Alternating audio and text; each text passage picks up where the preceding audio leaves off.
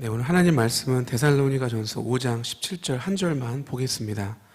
데살로니가전서 5장 17절 다 같이 한 목소리로 읽겠습니다. 시작. 쉬지 말고 기도하라. 아멘. 네, 오늘 이 시간에는 이 본문의 말씀을 가지고 쉬지 말고 기도하라 라는 제목으로 하나님 말씀 잠시 증거하겠습니다. 데살로니가전서는 이제 데살로니가 교회의 성도들에게 보내는 그 바울의 서신 중에 하나입니다. 데살로니가 교회는 바울이 데살로니가에 머물었던 그 짧은 3주 정도의 짧은 기간 동안 세워진 교회였습니다. 짧은 기간이었지만 그럼에도 불구하고 하나님의 은혜로 세워진 교회에 대해서 이 바울이 각별한 애정을 갖고 있었음을 짐작할 수 있습니다. 애정어린 마음으로 데살로니가 교회에 보낸 그 편지에서 사도 바울이 예수 그리스도의 재림을 기다리는 성도들이 어떻게 살아야 되는지에 대해서 전반적으로 권면들이 이 데살로니가 전서에 나와 있습니다. 특별히 오늘 16절부터 18절 이 말씀은 짧지만 이렇게 서로 연결되면서 이렇게 그 예수 그리스도의 재림을 기다리는 성도들에게 주는 그런 중요한 메시지가 포함되어 있습니다. 오늘 17절은 이 항상 기뻐하라라는 17절의 권면에 이어서 이제 쉬지 말고 기도하라라는 권면을 주고 있습니다. 쉬지 말고 기도하라라는 권면을 들을 때 어떤 마음을 갖게 되십니까? 쉬지 말고 기도하라라는 의미가 무엇인지 한번 찾아보았습니다. 두 가지 의미를 찾을 수 있었는데 하나는 가능한 자주 기도하라라는 의미가 있다고 합니다. 쉬지 말고에 해당하는 이 헬라어 부사가 기침을 가리킬 때 사용되는 표현이라고 하는데요. 저는 아기 때 좀 심한 감기를 앓고 나서 기관지가 조금 약해져서 한창 어렸을 때는 기침을 좀 이렇게 달고 살았던 기억이 있습니다. 그래서 환절기만 되면은 항상 감기에 걸렸고 그래서 기침을 아주 고되게 했던 기억이 납니다. 이 헬라어 부사에서 이 쉬지 말고라는 의미가 이 부사가 기침을 의미하는 것은 좀 흥미롭다라는 생각을 합니다. 이 기침이 우리가 감기가 걸려서 기침을 할 때 이 기침이 쉬지 않고 계속 나오는 건 아니지만 감기가 걸려있는 동안에는 지속적으로 기침이 나옵니다.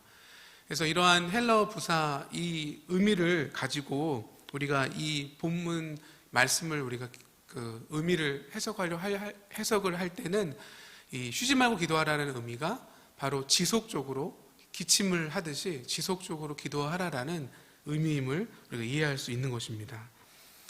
그리고 가능한 자주 기도하라라는 이 의미와 더불어 한 가지 더 쉬지 말고 기도하라라는 의미가 있는데 그것은 바로 이 쉬지 말고 기도하라라는 의미는 삶의 태도라는 의미로 이 맥락에서 이해할 수 있다고 합니다. 데살로니가전서 5장 전체의 맥락에서 볼 때 사도 바울은 예수 그리스도의 재림을 기다리면서 성도들이 어떤 삶의 태도로 살아야 하는지 언급하고 있는데 이렇게 전체적인 메시지의 맥락과 함께 이해할 때 쉬지 말고 기도하라라는 이 메시지는 그 성도의 그 삶의 태도, 다시 말해서 우리가 매 순간 하나님을 의지하면서 살아가라라는 그 삶의 태도의 그 태도로서 이해할 수 있다라고 합니다. 우리는 한순간도 하나님 없이는 살아갈 수 없는 자들임을 인정하면서 매 순간 기도하면서 하나님을 붙들어라라는 그러한 권면으로 이해할 수 있는 것입니다. 쉬지 말고 기도하라라는 말은 결국 어떤 해석을 하든지 간에 우리가 하나님을 의지하는 우리의 마음과 연관이 되어 있음을 알 수 있습니다. 우리가 하나님을 의지하는 것만큼 우리는 기도하기 때문입니다. 쉬지 말고 기도하라라는 권면은 또한 우리의 정체성과도 밀접한 관련이 있습니다. 항상 기뻐하라라는 말씀으로 예전에 설교를 한 적이 있습니다. 항상 기뻐하라라는 권면은 모든 상황 속에서 그냥 웃고 슬프거나 문제가 있거나 그냥 기뻐하라라는 의미가 아니다라고 말씀드렸습니다. 항상 기뻐하라에서 기뻐하다라는 동사는 헬라어로 카이로라는 단어가 쓰였고 이에 대한 히브리어가 사메아흐라는 단어라고 합니다. 이 히브리어 이 기뻐하다에 해당하는 이 히브리어의 이 어원적 의미를 살펴볼 때 자긍심 그리고 당당함이라는 의미가 있다라고 합니다. 그렇다면 이 항상 기뻐하라는 말을 이 히브리어의 어원적 특성을 가지고 이해할 때 우리가 이렇게도 이해할 수 있는데, 그것은 항상 기뻐하라는 말은 항상 당당하고 자긍심을 가져라라는 그 의미와도 같다라는 것입니다. 그렇다면 이 자긍심과 이 당당함은 어디에서 오는 자긍심과 당당함일까요? 그것은 바로 우리가 하나님의 자녀로서 오는 당당함, 또 그 자긍심을 말한다라는 것을 우리가 이해할 수 있습니다. 하나님이 나의 아버지라서 내가 하나님의 자녀라서 기쁩니다라는 그 기쁨을 말하고 있는 것입니다. 하박국 선지자가 고백합니다. 하박국 3장 17절 18절 말씀입니다. 비록 무화과 나무가 무성하지 못하며 포도나무에 열매가 없으며 감람나무에 소출이 없으며 밭에 먹을 것이 없으며 우리의 양이 없으며 외양간에 소가 없을지라도 나는 여호와로 말미암아 즐거워하며 나의 구원의 하나님으로 말미암아 기뻐하리로다. 이 항상 기뻐하라라는 이 데살로니가전서 5장 16절의 말씀은 이 하박국 선지자의 고백과 같이 갑니다. 어떻게 항상 기뻐하지? 아무것도 남지 않을 때, 우리의 소가 없고 무화과 잎이 무성하지 않고 나에게 남아있는 것이 없을 때, 경제적인 것이 풍요롭지 않을 때, 몸이 아플 때, 내 안에 내 삶에 문제가 많을 때 어떻게 기뻐할 수 있나 라고 생각할 수 있지만, 이 하박국 선지자가 말하고 있는 상황 속에서 인간적인 그 기준에서 기뻐할 만한 것은 아무것도 없지만, 그럼에도 불구하고 이 하박국 선지자가 자신은 오직 여호와 하나님으로 인해서 기뻐한다라고 고백하는 이 고백은 바로 그가 하나님의 자녀임을 기뻐하는 그 기쁨과 같다는 것을 우리가 알 수 있습니다. 우리의 기뻐함이 어떤 인간적인 기준이 아니고, 우리의 기뻐함이 세상적인 어떤 만족이 아니라 바로 우리 하나님 한 분으로 우리는 기뻐할 수 있고, 우리가 바로 하나님의 자녀라는 그 사실로 인해서 우리가 기뻐할 수 있음을 믿으시기를 바랍니다. 쉬지 말고 기도하라는 권면도 우리의 정체성, 하나님의 자녀라는 정체성과 연관이 있다라고 말씀을 드렸습니다. 어떻게 연관이 있을까요? 하나님께서 저에게 그 두 딸을 주셨습니다. 근데 이 두 아이들이 참 다릅니다. 큰 아이는 외모적으로 볼 때도 한 명은 외가 쪽을 조금 더 닮았고, 또 한 명은 친가를 좀 더 닮았습니다. 그리고 무엇보다 성격이 참 다릅니다. 큰 아이는 수줍음이 많고, 그래서 인사를 이제 잘해야 된다라고 말해도 인사를 하는데 아주 작은 소리로 말해서 인사를 이렇게 받는 사람이 제가 인사를 하는 건가 마는 건가라고 혼동할 수도 있습니다. 하지만 작은 아이는 이렇게 성격이 조금 활발해서 인사도 잘하고, 심지어는 좀 잘 모르는 사람을 봐도 인사를 할 때가 있습니다. 근데 이렇게 수줍음 많은 큰 아이가 말을 많이 하는 그 순간이 있습니다. 언제일까요? 친구들이랑, 아주 친한 친구랑 이야기할 때도 그렇지만, 저랑 그 부모님과, 그러니까 엄마와 같이 있을 때, 또 아빠와 같이 있을 때, 그렇게 그 순간만큼은 이 아이가 편하게 수줍어하지 않고 이야기를 많이 합니다. 왜 그럴 수 있을까요? 그것은 바로 제가 아빠이기 때문에, 딸과 아빠라는 그 관계 안에서 딸아이는 더 이상 수줍어할 필요가 없고 또 말을 못할 이유가 없기 때문입니다. 우리는 하나님의 자녀라는 정체성이 있습니다. 예수님의 희생으로, 예수님의 죽으심과 부활하심으로 우리는 하나님의 자녀가 되었습니다. 하나님이 우리의 아버지셔서 우리는 하나님의 앞에 나아감에 있어서 망설임이 없습니다. 예수 그리스도의 보혈로 우리는 하나님 앞에 담대하게 자녀의 권세를 가지고 나아갈 수 있는 것입니다. 하나님 앞에 수줍어할 필요가 없고, 하나님 앞에 이 말 어떻게 하지? 고민할 필요가 없습니다. 마치 제 큰딸 아이가 저에게 하듯이 하나님 앞에 담대히 나가서 우리는 우리가 알아야 할 것들을 알아낼 수 있는 것입니다.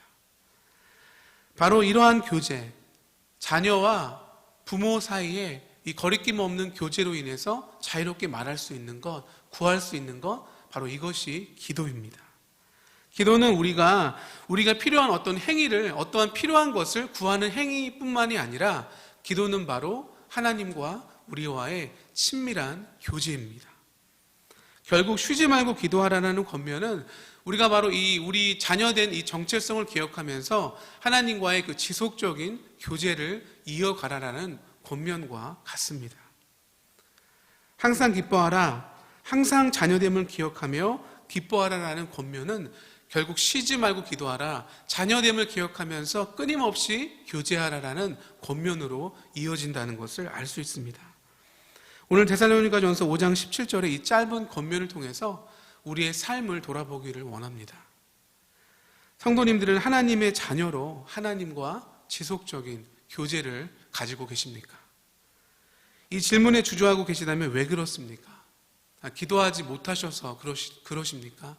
아니면 기도의 자리에 나오지 못하셔서 그러십니까? 그런데 우리가 주의해야 될 것은 우리가 기도의 자리에 나와도 우리는 하나님과의 그 친밀한 교제 없이 돌아갈 수도 있다는 사실입니다. 탕자의 이야기를 우리는 설교를 통해서 또 예화를 통해서 자주 듣습니다. 저도 지난 수요 저녁에 설교 때 탕자의 이야기를 예화로 말씀드렸습니다. 이 탕자의 이야기에서 우리가 제목처럼 우리는 이 탕자에게 주로 주목을 하게 되는데 그의 회심과 아버지의 용서를 우리가 주목하게 됩니다. 하지만 탕자는 형이 있습니다. 그리고 탕자의 이야기가 포함되어 있는 누가복음 15장 후반부는 이 탕자의 그 형과 아버지의 대화로 끝이 납니다. 이 배은 망독한 행동을 하고 나간 동생이 돌아왔는데 이 동생을 혼내주지는 않고 잔치를 베풀어주는 아버지에게 이 형이 아주 화가 나 있습니다. 그가 이렇게 말합니다. 누가복음 15장 29절입니다. 아버지께 대답하여 이르되 내가 여러 해 아버지를 섬겨 명을 어김이 없거늘 내게는 염소 새끼라도 주어 나와 내 벗으로 즐기게 하신 일이 없더니. 이 누가복음 이 15장 29절을 NIV 영어 성경으로 보면 그가 이렇게 말합니다. Look, all these years I've been slaving for you and never disobey your orders. 아버지를 섬겨라는 표현이 I've been slaving이라는 표현으로 되어 있습니다. 자신이 동생과 달리 아버지 당신과 함께 있으면서 나는 종처럼 일했습니다라는 것을 강조하고 있습니다. 그의 이런 표현을 볼 때 우리가 어떠한 것을 이해할 수 있냐면 비록 큰아들은 아버지 곁에 있었지만 이 큰아들이 자신과 아버지의 관계를 이해할 때 친밀한 어떤 교제로서 자녀로서 이해하기보다 종으로서 자신을 바라보고 있지는 않은지 우리가 한번 생각해 볼 필요가 있습니다. 요한복음 15장 15절에서 예수님이 이렇게 말씀하십니다. 이제부터는 너희를 종이라 하지 아니하리니 종은 주인이 하는 것을 알지 못함이라. 너희를 친구라 하였노니 내가 내 아버지께 들은 것을 다 너희에게 알게 하였습니다. 아버지와 함께 있었지만 아버지의 아들이 아닌 종으로 함께 있었기 때문에 큰아들은 아버지의 하는 일을, 아버지의 마음을 온전히 알 수 없었습니다.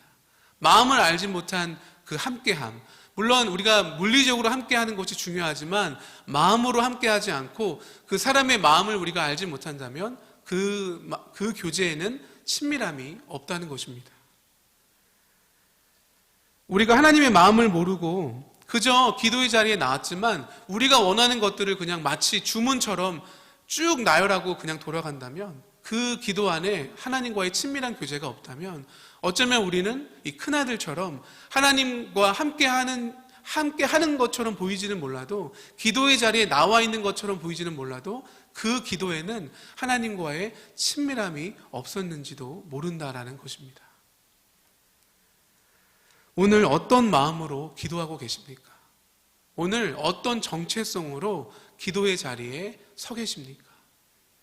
쉬지 말고 기도하라는 권면은 단순히 기도를 어떤 주문처럼 그냥 지속적으로 기도하라라는 권면이 아니라 바로 이 권면은 나의 정체성을 생각하면서 내가 바로 하나님의 자녀라는 그 정체성을 가지고 하나님과의 기도를 통한 친밀한 그 교제를 지속적으로 이어가라라는 권면인 것입니다. 오늘 우리는 하나님의 마음을 얼마나 알고 있습니까? 하나님은 오늘 우리를 향해 어떤 마음을 가지고 계실까요? 성경 전체를 통해서 하나님께서 우리에게 보여주시는 하나의 마음이 있습니다. 그게 뭘까요? 아브라함을 찾아오신 하나님, 또 모세를 찾아오신 하나님, 이스라엘 백성들을 찾아오셔서 출애굽시키셔서 광야로 인도하신 하나님, 그리고 광야에서 성막을 지게 하셔서 성막 가운데 함께하고자 하시는 하나님, 그리고 이제 약속의 땅 가나안에 정착하고 이제 나라가 된 이스라엘에게 솔로몬을 통해서 성전을 건축하게 하시고 성전 가운데 함께하고자 하신 하나님. 그런데 사람들은 어떻게 했습니까? 하나님을 떠났습니다. 하나님이 어떻게 하셨나요? 포기하셨습니까? 수많은 선지자들을 일으키셔서 돌아오라라는 메시지를 주셨습니다. 그렇지만 사람들은 돌아오지 않습니다. 그래서 어떻게 하셨을까요? 이제 하나님이 인간의 몸으로 직접 찾아오셔서 우리 죄인된 우리와 임마누엘 하십니다. 끊임없이 찾아오시는 하나님, 포기하지 않는 하나님을 보면서 어떤 마음을 갖게 되십니까? 어떤 마음을 알게 됩니까? 바로 우리와 함께하길 원하시는 하나님의 마음을 우리가 알게 됩니다. 성도님들, 하나님은 오늘 우리가 하나님의 마음을 알기를 원하십니다. 이 마음을 아는 것이 바로 진짜 기도의 시작입니다. 하나님의 마음을 아는 기도, 바로 이 기도가 오늘 본문 바울이 전하는 쉬지 말고 기도하라라는 것의 이 핵심입니다. 코로나 바이러스 사태 이후에 이와 관련해서 여러 글들을 이제 받아보게 됩니다. 그 중에서 아주 인상적인 글이 하나 기억이 납니다. 코로나 사태가 사람들을 고립시킨다는 내용이었습니다. 사람과 사람을 고립시킨다. 가까웠던 친구도 연인도 함께할 수 없다. 심지어 가족도 함께하지를 못한다. 그리고 더 비참한 것은 가족 중에 누가 한 명 이 질병에 걸리면 그가 죽게 되는 순간이 와도 그 자리를 지키지를 못한다라는 내용이 있었습니다. 철저하게 혼자 되는 상황에 대해서 이 글이 담담하게 적어 내려가고 있습니다. 그런데 마지막 부분에 반전이 있었습니다. 철저하게 혼자 된 사람은, 철저하게 혼자가 된 사람은 하나님만 붙들게 된다는 내용이었습니다. 철저하게 혼자가 될 때 우리는 하나님만 붙잡습니다. 철저하게 외로울 때 우리는 하나님만 붙잡게 된다는 것입니다. 철저하게 광야에 있을 때 나는 하나님 없이는 살 수 없음을 우리는 붙잡습니다. 아이러니하게도 코로나 사태는 우리로 하여금 하나님의 마음, 그 간절함을 알게 합니다. 이렇게 우리를 철저하게 혼자 두셔서라도 우리가 하나님만 찾게 하신다라는 그 마음을 우리로 보게 하신다라는 것입니다. 그리고 하나님만 의지하고 쉬지 않고 기도하게 하십니다. 이 사태가 빨리 끝나길 바라지만 이 사태 때문에 감사한 부분이 있는 게 사실입니다. 이 사태로 인해서 우리는 일상의 소중함을 깨달았습니다. 이 사태 때문에 우리는 예배의 자리가 얼마나 소중한지 깨닫습니다. 이 사태로 우리는 무엇보다 하나님의 마음을 더 깨닫습니다.